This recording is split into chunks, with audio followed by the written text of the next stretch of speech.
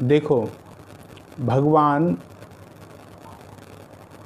नित्य लीला है भगवान की, और नित्य कुंज में गोलोक धाम में भगवान की नित्य लीला होती रहती है, निरंतर लीला चलती रहती है। और जब भगवान की इच्छा होती है कि वह इस मृत्यु लोक पर अपनी लीला का विस्तार करना चाहें, तो उस समय भगवान किसी अपने निज परकर को भेजते हैं, और वह परकर अपने पूरे परकर के साथ आकर के भगवान की लीलाओं का विस्तार करता है, लीलाओं का गुणगान करता है। ऐसे ही 500 वर्ष पूर्व भगवान ने अपना नित्य परकर अष्ट सखा रूप में, जो नित्य सखाएं भगवान के गोलोक धाम में भी, उन्हें इस धराधाम पर, इस भूमि पर भेजा। वो जो कि सूरदास जी, कुम्भनदास जी, नंददास जी, छीत स्वामी, गोविंददास जी के रूप में यहाँ पधारे, और उन्होंने भगवान की लीलाओं का विस्तार किया।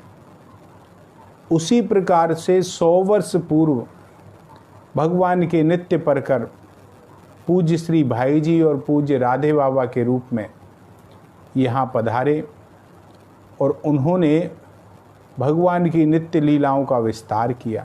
क्यों? भगवान की जो निकुंज लीला है, अंतरंग लीला है, उन्हें भगवान का कोई नित्य परकर ही देख सकता है, और उसी की सामर्थ्य है जो उनमें प्रविष्ट हो सके।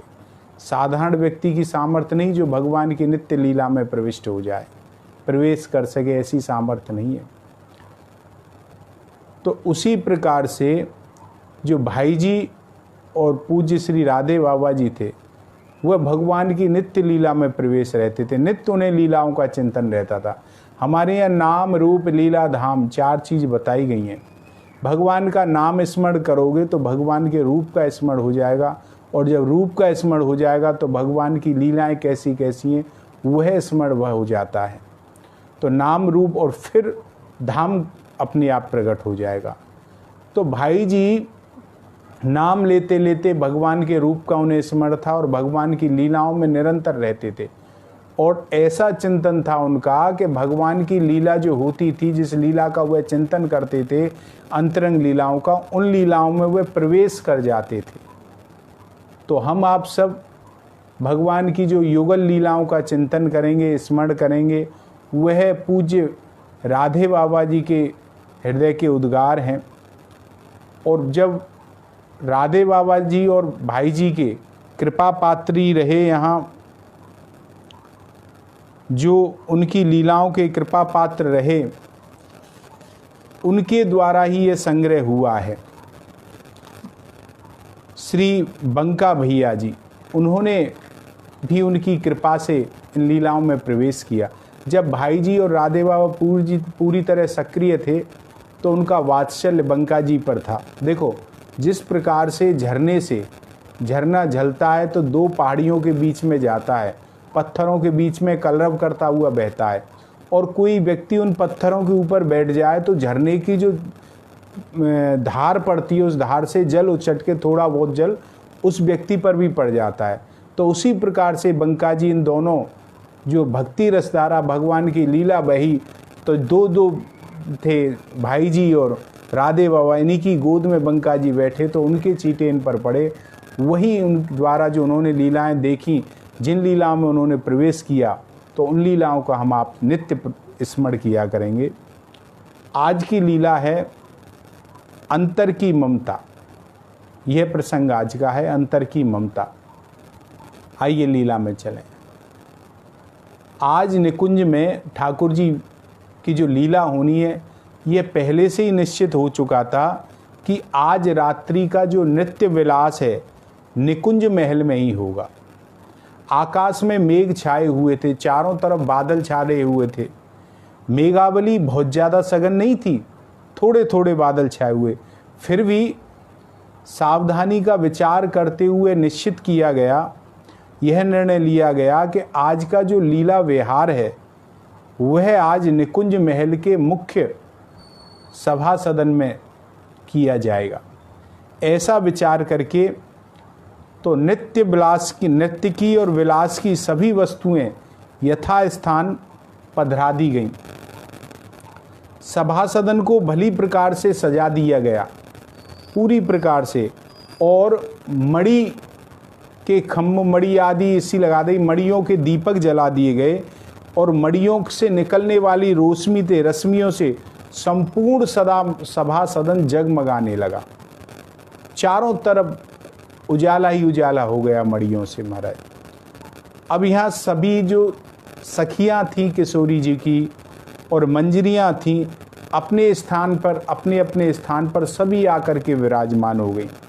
सारी व्यवस्था सुव्यवस्थित रूप देख करके अब ललिता जी ने प्रिया प्रीतम से सभा सदन में पधारने का निवेदन किया और दोनों जो प्रिया प्रीतम सभा सदन में पधारने के अनुरोध को स्वीकार करके मंद मंद और मंथर मंथर गज गति से श्री प्रिया प्रीतम जी आते हुए देखकर उनको जब देखा तो सभी का अंतर आनंदित हो गया, आनंद प्लावित हो गया महाराज।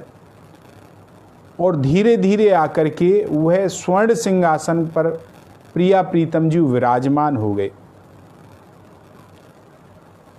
और चारों तरफ प्रिया प्रीतम जी का जय जयकार घोष गूंजने लगा। सब जय हो करने लगे महाराज।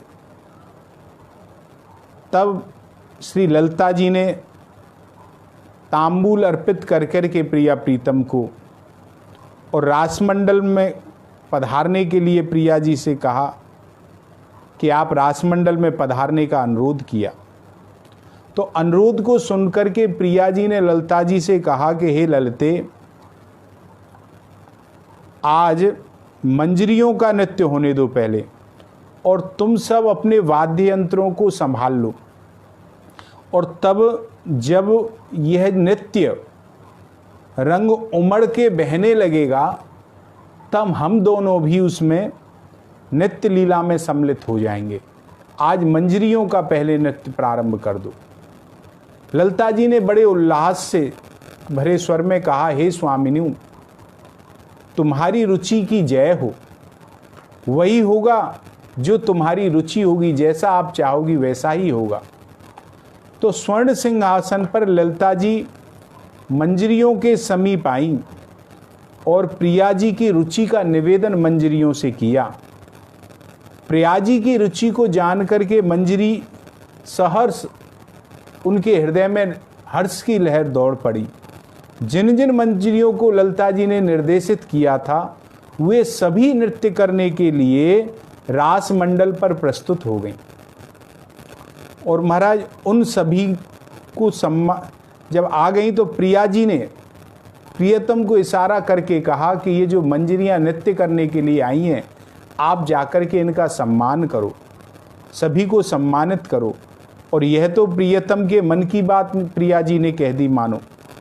प्रियतम स्वर्ण सिंहासन से उतर करके रासमंडल में पधारे और उन मंजरियों के मध्य आकर के प्रियतम ने जितनी मंजरी थी उतने ही रूप धारण कर लिए और सभी मंजरियों के गले में पुष्पों का हार और वीणा उनको अर्पित किया। तो सभी मंजरियों को ऐसा प्रतीत हुआ कि प्रियतम ने आज प्रथम सबसे पहले मुझे ही हार पहनाया है और मुझे ही वीणा दिया है। ऐसा आनंदित हो गया और प्रीतम ने सर्वप्रथम मुझे ही दिया है। मंजरियों में स्नेह वर्षा करके प्रियतम स्वर्ण सिंहासन पर आकर के विराजमान हो गए और प्रिया जी ने नेत्रों से इशारा किया ललिता जी को कि नृत्य प्रारंभ करो। और प्रिया जी का इशारा पाकर के ललिता जी ने सभी वाद्यों को धूप पुष्प चंदन से अर्चना की, वाद्यों का पूजन किया और वाद्य पूजन के उपरांत ललिता जी ने वीणा को लिया, विशाखा जी ने मृदंग लिया और चित्रा जी ने सितार अपने हाथ में ली, इंदुलेखा जी ने मंजीरा लिया। इस प्रकार सभी ने अपने अपने वाद्य यंत्र संभाल लिए। जो जिनमें निपुण थी, जो जिस वाद्य यंत्र को बजाते थे वही वाद्य यंत्र उन्होंने संभाल लिया महाराज। अब ललिता जी की उंगलियां वीणा पर के तारों पर फिरने लगी और जिसका साथ दे रही थी सितार का जो मधुर स्वर था वह सितार साथ दे रहा था। विशाखा जी ने मृदंग पर थाप लगाई और मंजरियों का नृत्य आरंभ हो गया महाराज। विशाखा जी के बोल के अनुसार मंजरियां बहुप्रयासपद स्थापन भाव प्रदर्शन के साथ नृत्य करने लगी। नृत्य का रंग जब जमने लगा तो सभा सदन में जितने भी लोग उपस्थित थे सभी के नेत्रों में और कपोलों पर उल्लास छा गया, आनंद छा गया। सभी उल्लास में निमग्न हो गए। प्रिया जी भी अति उल्लासित हो गईं और उल्लास के प्रभाव के मध्य एक बार एक क्षण के लिए उनके कपोलों पर चिंता की रेखा उभर आई। अब ऐसे नृत्य में उनके कपोलों पर चिंता की रेखा, इस रेखा के उभरते ही वे स्वर्ण सिंहासन से उतरी और नृत्य करती हुई श्री रंगमंजरी के पास जाकर खड़ी हो गई, पहुंच गई उनके पास। और प्रिया जी ज्यों ही स्वर्ण सिंहासन से उठकर नीचे उतर गईं, सभी की दृष्टि उन पर चली गई। अरे ये प्रिया जी कैसे उतरी, क्या बात हो गई, जिसके कारण प्रिया जी अचानक नीचे उतर करके श्री रंगमंजरी जी के पास चली गई। सब यह देखा कि प्रिया जी रंगमंजरी का घाघरा ठीक कर रही हैं और वह घाघरा आवश्यकता से अधिक रंगमंजरी का नीचा था। नृत्य करते समय बार बार रंगमंजरी के पैरों में वह उलझ रहा था घाघरा, और अपने नृत्य कौशल की वजह से रंगमंजरी बार बार उससे इधर उधर हटा रही थी, उलझन से बच रही थी, किंतु पर पैर तो बार बार उलझ ही रहे थे उसमें। और पैर का उलझ जाना प्रिया जी की दृष्टि में पथ पर आ गया। प्रिया जी ने देख लिया कि रूप मंजरी का बार बार पैर उसमें उलझ रहा है, वह उन्होंने देख लिया। ये सोचने लगी कि नृत्य करते करते अगर रंगमंजरी का पैर घाघरे के छोर से बहुत अधिक उलझ जाए और फिर वह भूमि पर गिर पड़े तो यह तो सर्वथा अनुचित होगा, उचित नहीं रहेगा। इसलिए प्रिया जी स्वर्ण सिंहासन से उतर पड़ी और श्री रंगमंजरी जी के घाघरे को ठीक करने के लिए कटिक में घाघरे को ठीक करके प्रिया जी ने पुनः स्वर्ण सिंहासन पर आकर के विराजमान हो गई। और यह सब मैं भी देख रही थी। मैं भी का मतलब राधे बाबा अथवा बंका जी, ये सब लीला में प्रवेश हो जाते थे, उसी में पहुंच जाते। तो भाव यही है कि यह सब मैं भी देख रही थी कि प्रिया जी आदि अगर किसी को इशारा कर देती, संकेत कर देती कि जाकर के रंगमंजरी का घाघरा ठीक कर दो, तो कोई भी सखी ऐसी नहीं थी जो उनका घाघरा ठीक नहीं कर देती।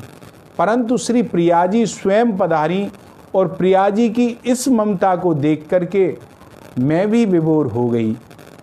और उस ममता की, जो मैंने कहा अंतर की ममता, ऐसी प्रिया जी की है। और उस ममता को देख करके मैं भी जय जयकार कर उठी और बार बार उनकी इस ममता पर बलिहारी हो गई। यही आज का प्रसंग है। कल फिर किसी दूसरी लीला की हम आप चर्चा करेंगे। कल जो प्रिया प्रीतम का मधुर विनोद है उसकी हम चर्चा करेंगे। ऐसे ही नित्य ठाकुर जी की अंतरंग लीलाओं की हम चर्चा करेंगे। जय श्री कृष्णा, जय गिरिराज जी। पुनः आपसे निवेदन कि हमारे गोविंद के गुण गाइए चैनल को सब्सक्राइब करें, लाइक करें, शेयर करें, जिससे कि हम यूट्यूब पर भी लाइव कर सकें। जय श्री कृष्ण।